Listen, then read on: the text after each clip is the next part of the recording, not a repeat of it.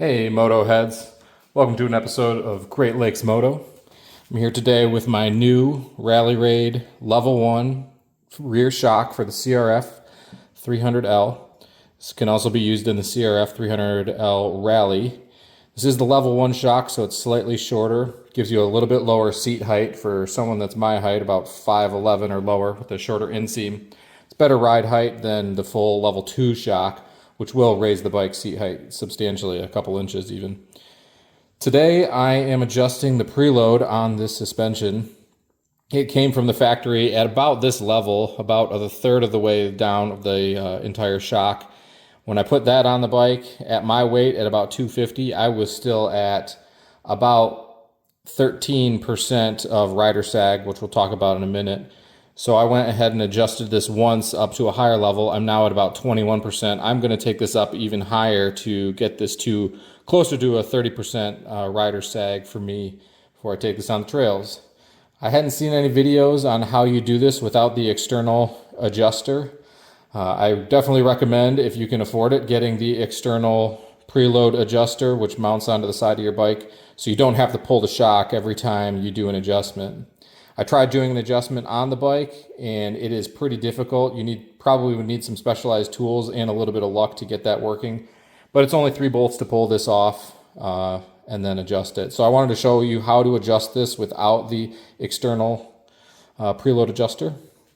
So it comes with a 2.5mm Allen wrench, and you'll just use that to turn this lock nut out a few times, which puts tension here on the collar here that is adjusting your preload. So now I have the ability to turn this. However, if I just try to grab this with the tool and turn it like this, it's pretty difficult to get anything to turn. The whole shock wants to turn. So what I've done is take a pretty substantial screwdriver. You can take really any large rod that'll fit through the top end of the shock. Put that there. Now you grab your tool, your tractive tool that they sent you with the 5mm bit here, insert it into one of these, and then kind of just turn like this. And you can just slowly work your way around to adjust the preload, whether you're tightening or loosening. Obviously turning to the right here is loosening up the preload, giving the shock more room to spread out. Just give you a little bit more rider sag.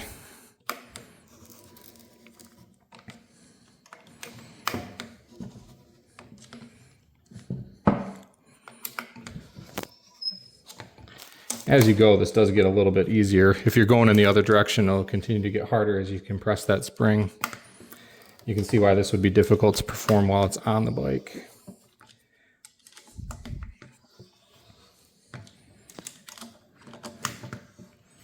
So I'm going to call this about good because I'm running out of tension on the spring. One of the things we'll want to note here is that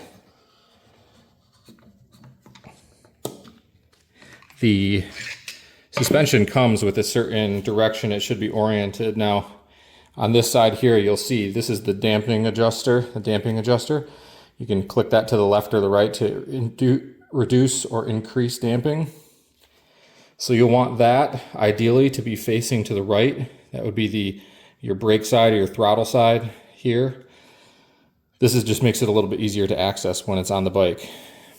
And on the north end here, we have this flat surface, and they recommend that is facing the front of the bike on your preload adjustment collar. Now before I put this back in the bike, I want to make sure I cinch down my lock bit here. A couple turns, doesn't need to be super tight, just to keep this collar from spinning. And that's all in order to adjust this. Now, one thing worth pointing out while we're loading and unloading this suspension is that it's a lot easier to do this once you get this wheel jacked all the way up. So you'll want to suspend the bike on your center stand, but then after you pull the first bolt, the link bolt, you can lift this wheel up. Then it's easier to access the shock when you're pulling it in and out on the bike. Otherwise, you kind of have to either pull an additional bolt to pull that the knuckle completely out, or you'll have to have someone hold this wheel up for you. I've just gone ahead and strapped it right here. Now you'll see that this suspension can slide in a little bit easier.